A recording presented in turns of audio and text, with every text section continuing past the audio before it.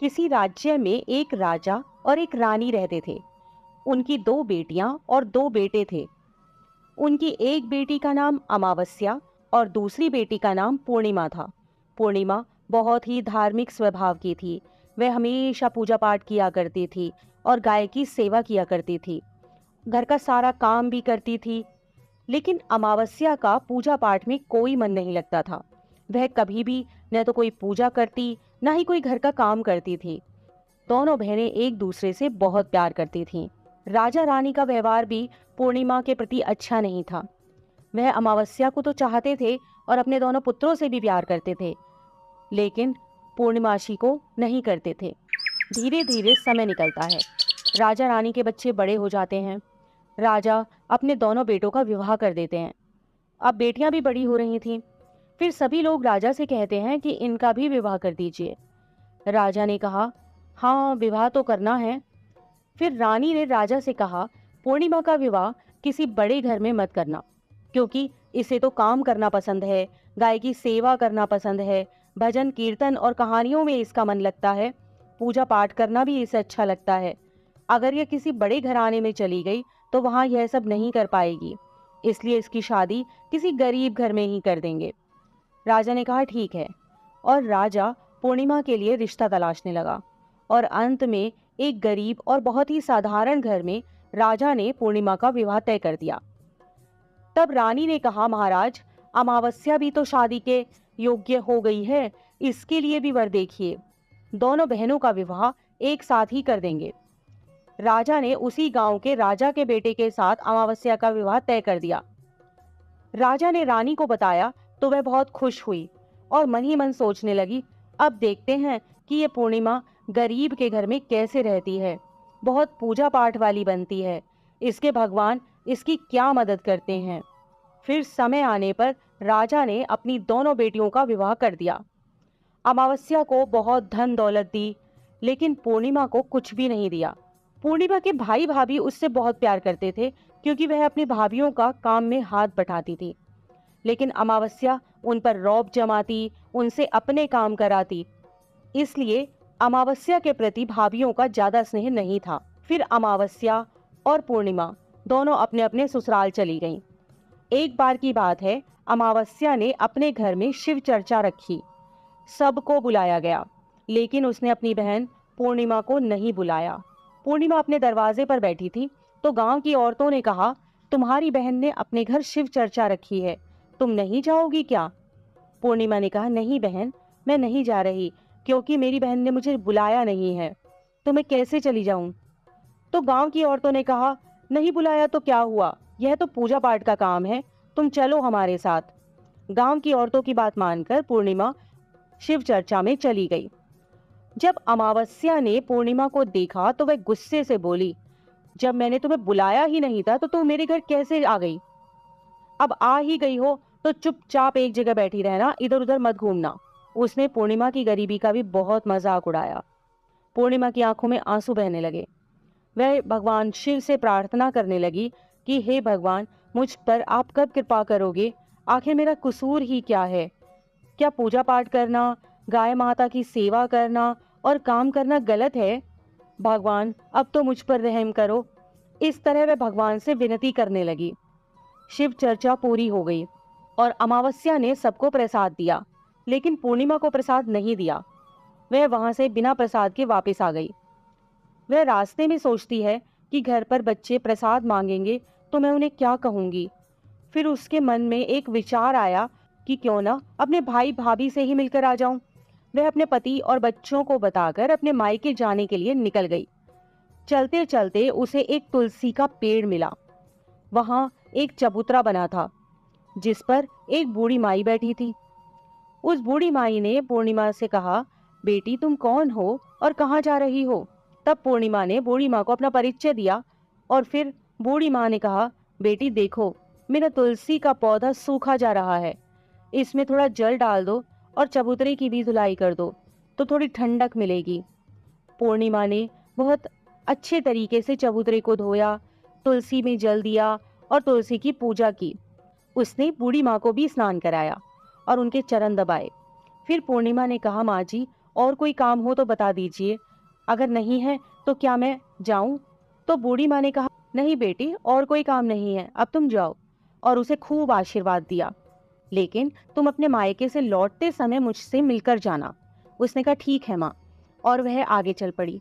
चलते चलते रास्ते में उसे एक शिव मंदिर मिला। वहां भी एक चबूतरा था। उस पर एक बूढ़े बाबा बैठे हुए थे। वे और कोई नहीं, स्वयं शिव भगवान थे। लेकिन पूर्णिमा उन्हें पहचान नहीं पाई। बूढ़े बाबा ने कहा, तुम कौन हो बेटी? तो पूर्णिमा बोली, क्या बात है बाबा? बाबा ने कहा, बेटी, क्या तुम इस मंदिर की सफाई कर दोगी? बहुत गंदा हो गया है। और चबूतरा भी धो देना। मेरे नहाने के लिए 2 बाल्टी पानी भर दो, तो तुम्हारा बहुत एहसान होगा। पूर्णिमा ने खुशी खुशी बाबा के सारे काम कर दिए और भगवान शिव की पूजा की। थोड़ा और आगे चली तो उसे काली माता का मंदिर मिला। काली माँ भी एक बूढ़ी माँ के रूप में वहां बैठी थी। काली माँ ने कहा, बेटी, कौन हो? तो पूर्णिमा ने अपना नाम बताया और कहा, क्या बात है माँ जी? तो बूढ़ी माँ ने कहा, बेटी, जहाँ सब पूजा पाठ करके तो चले जाते हैं, कोई मंदिर साफ नहीं करता। देखो मंदिर कितना गंदा हो गया है, जरा इसकी साफ सफाई कर दो। पूर्णिमा ने मंदिर की साफ सफाई की और उसने काली माँ का श्रृंगार किया, पूजा की। उसके बाद बूढ़ी माँ को भी स्नान कराया और उसके हाथ पैर दबाए। फिर वह आगे बढ़ी तो एक नदी मिली। वहां भी एक बूढ़ी माँ बैठी थी और वह और कोई नहीं, स्वयं गंगा मैया थी। उन्होंने कहा, बेटी, तुम कौन हो? तब पूर्णिमा ने अपना नाम बता दिया।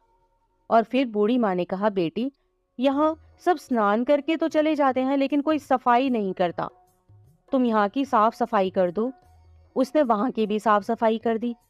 फिर वह बूढ़ी माँ भी उसे आशीर्वाद देने लगती हैं। फिर वह एक नाव में बैठकर नदी के उस पार चली जाती है। नाव में फूल बिछे होते हैं। वो फूलों की नाव में बैठकर अपने मायके पहुंच जाती है। उसके भाई भाभी पूर्णिमा को देखकर बहुत खुश हो जाते हैं और उसकी खूब खातिरदारी करते हैं। फिर सब खूब बातें करने लगते हैं।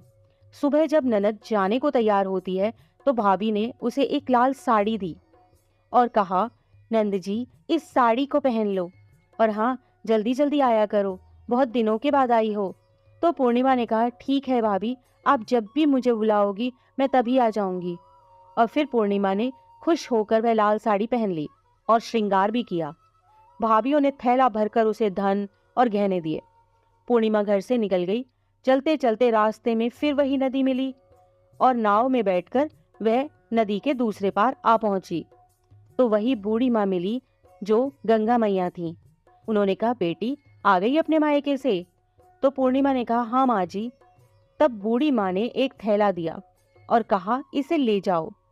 मैं कहाँ रखती फिरूंगी, ये बहुत भारी है, और हाँ, इसे रास्ते में मत खोलना, अपने घर जाकर ही खोलना। पूर्णिमा ने कहा, ठीक है माँ जी, और वह वहां से चल दी। आगे चली तो काली माँ का मंदिर मिला। वहां भी वही बूढ़ी माँ बैठी हुई थी। उन्होंने भी पूर्णिमा को एक थैला दिया और अब उसके पास 3 थैले हो गए थे। वह कुछ आगे बढ़ी तो शिव मंदिर मिला। वहां बूढ़े बाबा के रूप में भगवान शिव बैठे थे। उन्होंने भी पूर्णिमा को एक थैला दिया। वह थैला लेकर आगे बढ़ी तो तुलसी माँ मिली। उन्होंने भी एक थैला दे दिया। अब जब पूर्णिमा अपने घर पहुंची तो वह 5 थैले खोलने लगी। सबसे पहले उसने अपने मायके का थैला खोला। उसमें खाने पीने की चीजें, कपड़े और गहने वगैरह थे।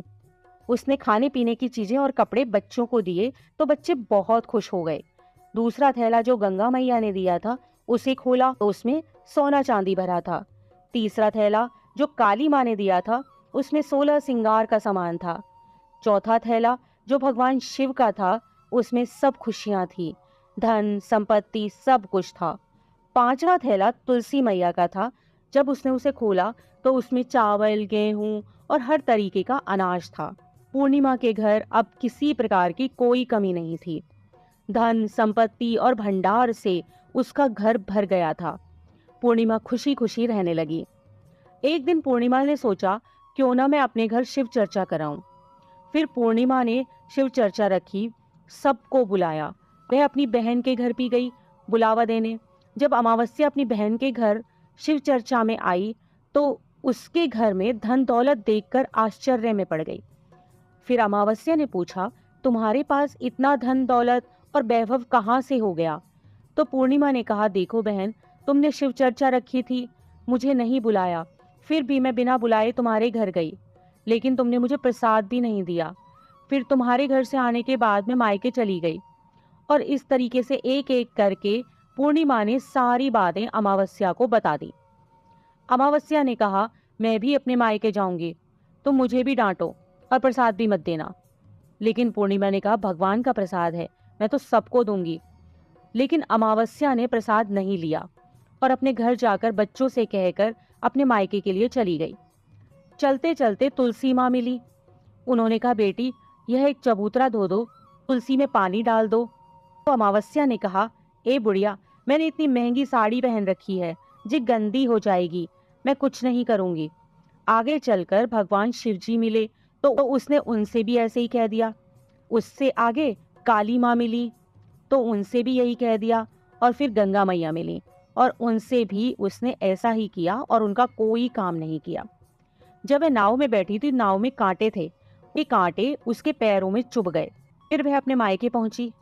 जब उसे भाभीियों ने देखा तो मुंह बना लिया, जे कहाँ से आ गई? अरे, पूर्णिमा के पास तो कुछ नहीं था, इसलिए उसे सब कुछ दिया, लेकिन यह यहाँ क्यों आई है? चलो कोई बात नहीं, अब आ ही गई है तो क्या कर सकते हैं। उन्होंने अमावस्या से कहा, आओ जीजी बैठो। अमावस्या खाना खाकर सो गई। सुबह हुई तो अमावस्या ने कहा, भाभी अब हम चलते हैं। तो भाभी ने कहा, ठीक है। तब अमावस्या ने कहा, भाभी, पूर्णिमा को तो आपने थैला भरकर सामान दिया था, मुझे कुछ नहीं? तो भाभी ने कहा, जाओ, तुम्हारे घर थैला पहुंचा देंगे। फिर अमावस्या चल दी तो गंगा मैया मिली। गंगा मैया ने कहा, आ गई बेटी? तो उसने कहा, आपने पूर्णिमा को तो थैला भरकर दिया था, मुझे कुछ नहीं दोगी? तो गंगा मैया ने कहा, ठीक है, जाओ बेटी, हम तुम्हारा सामान तुम्हारे घर भिजवा देंगे।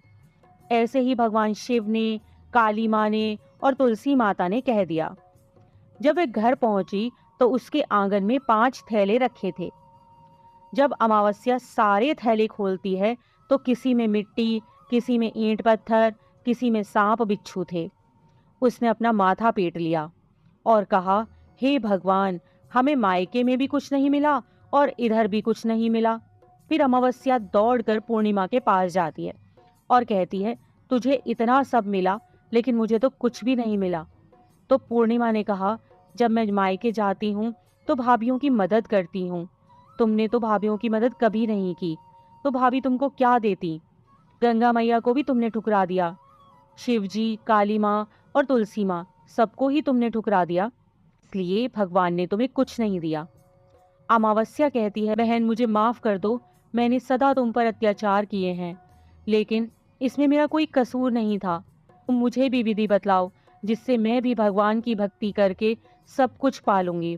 तो पूर्णिमा ने कहा, बहन देखो, 3 ही बातें हैं ज्ञान की। पहली, सब पर दया करना, दूसरी, चर्चा करना, और तीसरी है 108 बार ओम नमः शिवाय का जाप करना। बहन, भगवान ने जो 3 सूत्र दिए हैं वह प्रसाद के रूप में स्वीकार कर लो और हृदय में बसा लो। मैंने सच्चे मन से भगवान का पूजा पाठ किया, सबकी मदद की, सबका काम किया, इसलिए मुझे सब कुछ मिला, और तुम्हारे पास जो भी था वह भी खत्म हो गया। अमावस्या अपने घर गई और खूब पूजा पाठ करने लगी और भगवान शिव से उसने मन ही मन माफी मांगी।